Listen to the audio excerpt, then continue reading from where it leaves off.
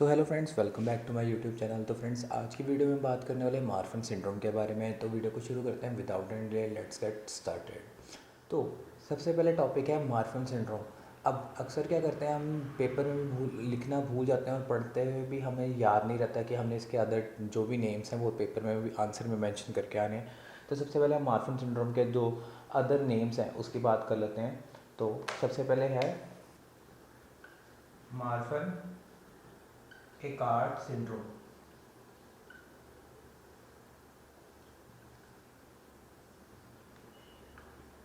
Okay, तो ये था इसका फर्स्ट नेम। नेक्स्ट हम जो इसका दूसरा नेम है इसको बुलाते हैं, दैट इज ट्रैक्नोडैक्टिली। तो अब हमने बात की अभी तक सिर्फ दो इसके नाम्स की, that is Marfan Eckhart syndrome और सेकंड इज़ रैक्नोडैक्टिली। अब ये जो दो नाम है इसके सिग्निफिकेंस मैं आपको आगे बताऊंगा, ठीक है। तो ये हो गए इसकी, इसको बोलते हैं ऑल्सो नोन एज, ये चीज़ फर्स्ट तुम्हारी जो हेडिंग होगी कि ऑल्सो नोन एज, ये दो चीज़ें, ठीक है। तो ये दो चीज़ें होगी इसकी, ऑल्सो नोन एज सबसे पहले हो गया। अब ये मैं आपको साइड बाय साइड हेडिंग्स बताता जा रहा हूँ। अब ये तो फर्स्ट हेडिंग होगी, मैं नंबर 1 मेंशन कर रहा हूँ। सेकंड हेडिंग होगी तुम्हारी इंट्रोडक्शन। इंट्रोडक्शन में मैं तुम्हारे लिए कंसाइज करके लिख देता हूँ कि कितना की हमने मेंशन करके आना है, कितना लिख के आना है इंट्रोडक्शन में। तो सबसे पहले बताता हूँ लिखना क्या है, एक बार लिख देता हूँ और फिर आपको बताता हूँ।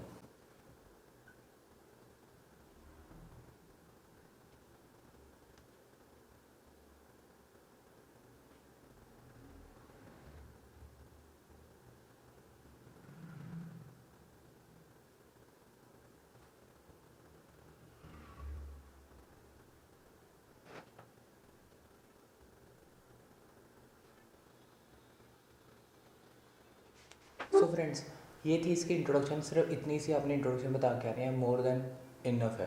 क्या? It is an heritable genetic disorder with N autosomal dominant trait. Second, various scientist ने इसकी स्टडीज़ की थी, कॉजेटिव फैक्टर ढूंढने की कोशिश की थी। एक्चुअली यहाँ पे कॉजेटिव फैक्टर आएगा। कॉजेटिव फैक्टर कौन सा मॉलिक्यूल में था, तो उन्होंने वेरियस स्टडीज़ की थी और उनको कौन से मॉलिक्यूल्स मिले थे, like collagen, elastin, hyaluronic acid and fibrillin. और जो फिब्रिलिन है ये मोर रिसेंटली अभी स्टडीज़ में पता लगा था।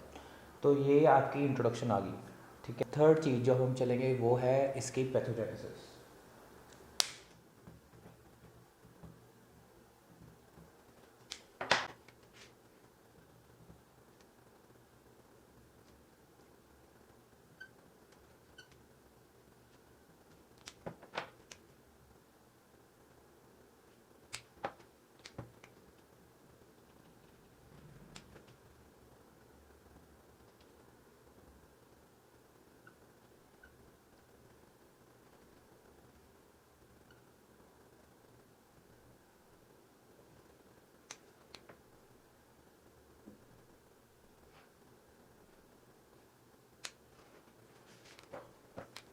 सो अब हम बात कर लेते हैं पैथोजेनेसिस की। मैंने सारी पैथोजेनेसिस पहले लिख दी है आपको समझाने के लिए कैसे म्यूटेशन होती है।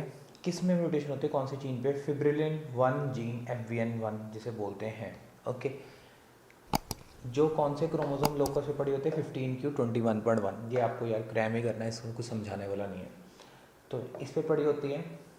उसके बाद क्या होता है, जब इसमें म्यूटेशन होगी इस चीज़ में, तो जो म्यूटेटेड FVN1 है वो क्या करती है, फॉर्मेशन करते हैं। किस चीज़ की फॉर्मेशन करती है? डिफेक्टिव या फिर sphere reduction in the amount of microfibrils.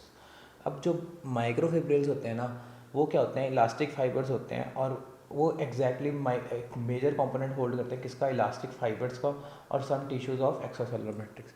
तो अब इसमें डिफेक्ट आया था बेसिकली।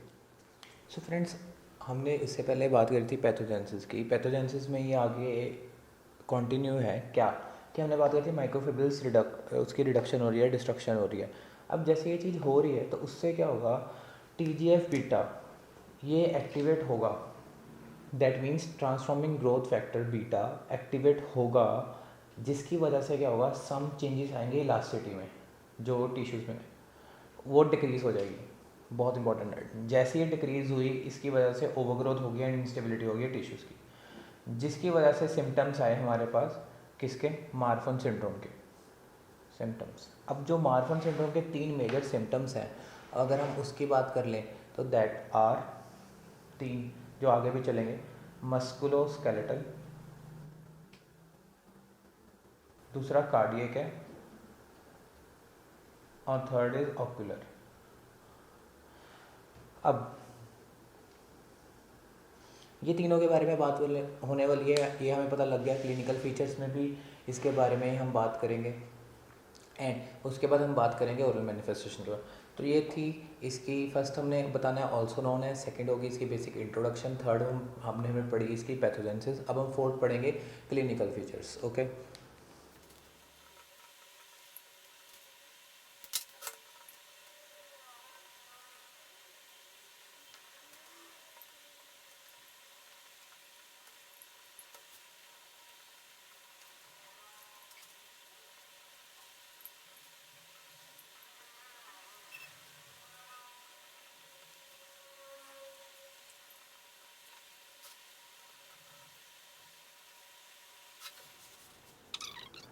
तो अब हम बात कर लेते हैं इसके क्लिनिकल फीचर्स की।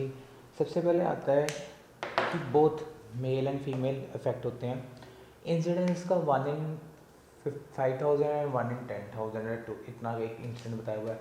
यस, मायराइड है वो मैं आपको पहले भी बता चुका हूँ पैथोजेनेसिस में कि क्या होता है। मस्कुलोस्केलेटल आते हैं, कार्डियक आते हैं, ऑक्यूलर डिफेक्ट्स आते हैं।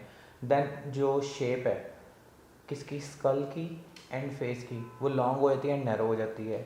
स्केलेटल जो होता है हमारा, जो स्केलेटल होता है उसकी ओवरग्रोथ होने की वजह से disproportionately long limbs as compare to trunk. Okay, और कई बार जॉइंट लेक्सिटी भी हो जाती है और कई बार और फिर केसेस में हाइपर एक्सटेंसिबिलिटी होती है ऑफ जॉइंट्स की। ओके, इसके साथ साथ और दो चीज़ें क्या होती हैं, वो होती हैं जो हमने नाम बोलता है इसका, दूसरा क्या होता है रेक्नोडेक्टिली वाला, एक ये चीज़ होती है, और दूसरा कई बार जॉइंट्स की सॉरी कई बार थ्रोम्बोसिस हो जाती है, थ्रोम्बोसिस स्कोलियोसिस। ओके, तो ये भी चीज़ें दो दिखने को मिलती हैं, तभी हमने बोलता है इसका नाम रेक्नोडेक्टिली। ये क्लिनिकल फीचर्स में दिखता है।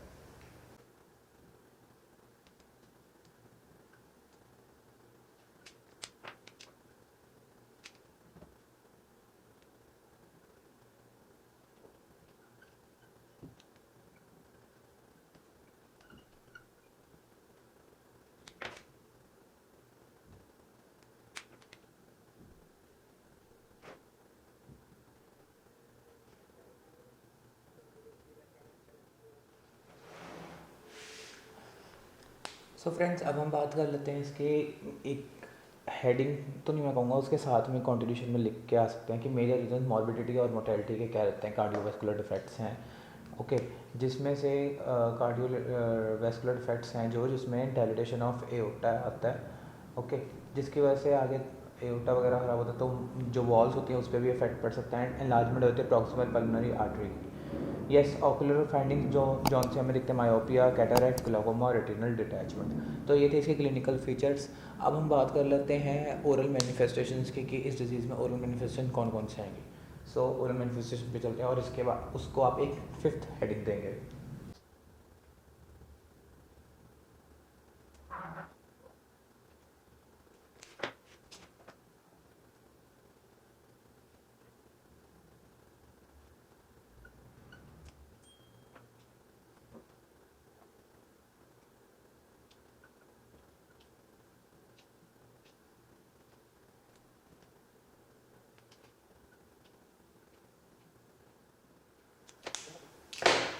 तो भाई साहब, ओरल मैनिफेस्टेशंस तो बहुत ही थोड़ी हैं। क्या है, सबसे पहले हाई आर्च पैलेट है। ओके, सेकंड क्या है, bifid uvula. Third is severe malocclusion. Fourth is multiple odontogenic cyst of maxilla और मैंडिबल, दोनों के हो सकते हैं। Then is rarely TMJ temporomandibular dysarthrosis हो सकती है, बहुत रेयरली, लाइक बहुत फ्यू चांसेस हैं। Okay, so these are oral manifestations. अब जो ये दो लास्ट हेडिंग्स रह गए I guess, so that are radiographic features and treatment.